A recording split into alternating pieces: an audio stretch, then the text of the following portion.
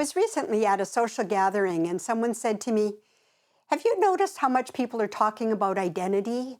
Why do you think that is?" And it was such a great question because identity is something that I've thought a lot about, and a lot of our work is really focused on how we look at our identity. And I think, the easiest way to answer that is because we're realizing the profound importance of how we hold our identity. Now, there's many ways to look at this. I can look at my identity in terms of a role. I'm a mother, or I'm a teacher, I'm a doctor, whatever it is, you could look at it through that lens. We could look at it through the lens of how we identify with our sexual orientation. And we could also look at it through the lens of who are we truly. And so the history of this piece around identity is I never realized that identity was meant to evolve. I'm sure I realized that when I got married, my identity would be a little bit different, and I chose to change my name. And then when I became a mom and we had our son, it would change a little bit again. But I think for me, that was like little extra additions to identity. I was never thinking that I was going to be really addressing the core way I formed my identity. And that's what's been so fascinating as we delved into that in order to help people get what they truly wanted.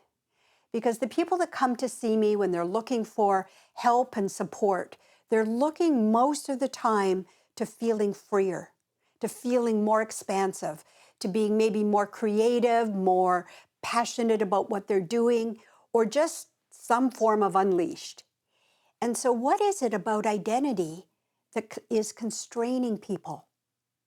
And so, as you look at how we evolve our identity, from the time we're really little, we're gathering information about who we are. And we learn names and we learn language and so on. But along with all of our conditioning, we get beliefs and we get information about how we need to be, proper behavior, shoulds, shouldn'ts. And so the way that we think about that in our work is this is like a box that we're creating that's got sides, it's got a bottom, and it's got a lid. And the sides and the bottom and the lid are all made up of beliefs and things that we have learned. And so for a long time, we're working inside that box. We're growing, we're developing our skills, we're getting jobs, maybe we're building families or whatever we're choosing to do. But for most of us, that's inside the box. But it's only when we start to want to push out of that we realize there's constraints. When we want to be more than what our conditioning has said we could be. Or maybe we want to shine more brightly than was acceptable in our family. And there's a whole cluster of things we call limiting beliefs. These are like the lid of the box. And they say you can go only so far and so high and no further. In Australia, they call that the tall poppy syndrome. And I'd never heard of that until I went to Australia, and they would say, "Oh yes, that's tall poppy." And I'm thinking, what tall poppy? Well, and then they told me that what happens with poppies, they go along these huge poppy fields, and any poppy that is standing too high gets chopped off. And so the whole metaphor captures how we limit how high we can go in many cases, in many cultures, in many situations. So this identity we've been talking about is what we call constructed. It's from our conditioning, but it's also got our losses, our hurts, traumas, disappointments, as well as our successes, our achievements, and so on. All of that makes up the box. And it is constructed. It is not who we authentically are. And so the big question then, when I realized this, is, well, how do you get out of this box? And, in my work with clients who are dealing with their traumas and so on, many clients came to me with a sense of who their identity was. And the identity was wrapped around the traumas they'd experienced. It was wrapped around not feeling good enough, feeling broken, damaged, all of those kinds of things. Or on the addiction side, it was the addiction wrapped around and became an identity. And so through the years, people started to really stand up and say, you know, I'm a survivor, I've dealt with my trauma. And the whole idea of being a survivor seemed extremely strong and positive. But what we noticed over time is people could also settle in at that surviving level and not go to the next level, which was thriving. And so consistently we were wrestling with that question. Whether you think of it as getting out of the box and being more of who you want to be, or you think of getting from surviving to thriving, the real question is, what's the journey to that next level? And over the time and over the years, I came to realize there is a continuum of our development, and that it's pretty well universal for all of us. We go through stages of growing, evolving, of becoming self-responsible, of becoming successful and achieving. And so we've mapped out that continuum, which is so interesting. And if you want to know more about that, you can go to our website at expandingyou.com and look at the quiz. Take the quiz and it will help you see, where am I in this evolutionary continuum? Because just getting to the stage of self-reliance, where you know how to achieve things, you're building career, you're building family, and so on, and you're really pretty much standing tall in that identity, I thought that was the destination. And then I realized it wasn't. That is a stage of development. And if we want to go to the next level of flow, of being in tune with intuition and how life can unfold, not from planning and making it happen, but from this different paradigm, there was a shift that needed to happen. And there's a great book a long time ago written called From Good to Great. That's what they were describing. You can get to good, but what it takes to get to great means giving up often quite a bit of what created the good. And so the whole evolution of our species, I believe, is engaged in this process. How do we continue to grow and evolve ourselves to our real potential, to our real capacity to love, to be spontaneous, to be creative, and wildly engaged in life? That's what we're really looking for, I think. And it means understanding both how we've created an identity, the limits of that identity, and then the journey of how to move out of that box into what we just call the authentic self, that authentic identity. And you know, it's very interesting because of all the neuroscience and the biology and everything we know today, we can measure what the physiology is like when you're in that place of self-reliance. And we can measure how different it is when you're in your authentic self. And a long time ago, I was standing at an airport and we were waiting for luggage, and there was a beautiful older woman waiting.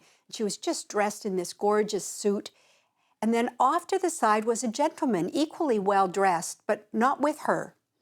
And so as we waited, I noticed him come up to her, and I heard him offer to help her with her luggage. And she said, "No, thanks, I'm fine." And he said, "Okay," and he backed off. And as it was, we kept waiting for our luggage. It didn't arrive, and he came forward again.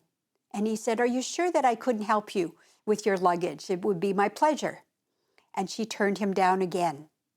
Well, our luggage arrived eventually, and there was her suitcase, a very large suitcase, and she heaved it off the carousel, and it fell on her foot. And she literally collapsed with tears in her eyes and clearly a great deal of pain. And in my brain, what I saw was her so determined to look after herself, to be self-reliant, that she couldn't let someone help her. She couldn't let someone give her the gift of help and support. And so she hurt herself, but she also deprived this lovely gentleman of that opportunity. So the limitations of self-reliance are pretty significant. Yes, we do need to get to a place where we are responsible, we are accountable, we can keep our word, we can achieve, but we need to know that there's a place beyond this that we want to grow into, where we actually open more to giving and receiving. We allow the concept of surrender to come into our life. And so that's the journey that I'm most excited about, how we help people evolve into that authentic way of being in life. So let's take a moment to look a little deeper into this whole idea of what I call the identity continuum. And this is something that I've developed through my work with clients and through all the learning and growing I've done and so on. And when we think of this identity continuum, it starts, of course, when we're very little, and we all, in that stage of development, in a sense, are victims, meaning everything we need comes from the outside, our food, our care, our entertainment, and so on. And that whole mindset of the victim is the outside world gives me what I need, or if it doesn't, it's the outside world that is creating my pain and my misery. So when we think of adults who actually are still in that victim mindset, they're still coming from that place of feeling that life should give them more, that they're entitled to more, or it's not fair. And they also really don't see in a clear way how they're creating any of their problems. Well, if we move along from that stage, we go to what we've called the justifier. And the justifier has more self-responsibility. They're willing to take some responsibility, but there's always the but. And there's always, yes, I know I'm part of the problem, but. And you probably recognize people that you've known who do that pattern. And so that's the next stage of a little more self-responsibility, but still it's qualified, and so on. The third stage on the evolutionary continuum is self-reliance. And self-reliance is where we do take ownership. We own our actions, we take responsibility, we're accountable, and we literally believe that we're pulling ourselves up by our bootstraps. That's the kind of mentality that goes with the self-reliance. It's a stage that's critically important. We need to get to that. And many people have a great deal of success in that stage. So I don't want to diminish it at all. But for me, it was so important in the work with clients. They were getting themselves to that stage of self-reliance, but there was still defensiveness and protection. It was clear they were still living within that box that I described. And so how do you get beyond those limitations? And that's where the work really began. And it took many years for us, myself and two colleagues, to really develop a process that could help the person transition from that self-reliant stage and the efforting and the making it happen part to relaxing, to the ease, to the flow. And it really involved a great deal of work in understanding how do we help the nervous system reset? Because in a way, we're like a computer. We have a program, an operating system, and the operating system has all of its reference points and benchmarks set from our life experience, which is why if we've had very traumatic experiences, lots of challenges, we'll have our nervous system set at a level of vigilance. Some call it hypervigilance, being on guard. You'll hear people talk about it's safer to always look for what's wrong. You know, the cup is half empty because there's a predisposition for being on guard and looking at what do I have to be watching out for. And so all of those reference points are set in our nervous system and our biology. And the shift from self-reliance to the next stage in this evolutionary continuum over to our authentic identity is a very big shift. It means changing our thinking, our feeling, and our physiology, how we're running our energy. The good news is it's very exciting. This is the place where people truly start to feel free. They feel free and enriched and engaged in the most ordinary ways of life. It's really glorious when daily life can be so interesting and enriching. You don't need just the mountaintop experiences, because when you're in your authentic identity, your heart is open. You can have amazing conversations with perfect strangers. So that's part of the continuum. Now, once you get to the authentic identity and begin to have a feeling of how different life can be from that place, there's 3 stages we've discovered that you go through, from realizing that you have an authentic identity, that you are whole and safe and lovable and loved and so on. The realizing is stage 1. Then starting to embrace it, allow your arms to start to circle around this idea of how can I show up that way? And lastly, embody it, which means it really truly has become your way of being in the world. And this is a very big journey, very exciting, and it's really what many spiritual teachers are pointing to. This journey of how do we get to being in that place of truly embodying our heart, our spirit, being who we really are meant to be.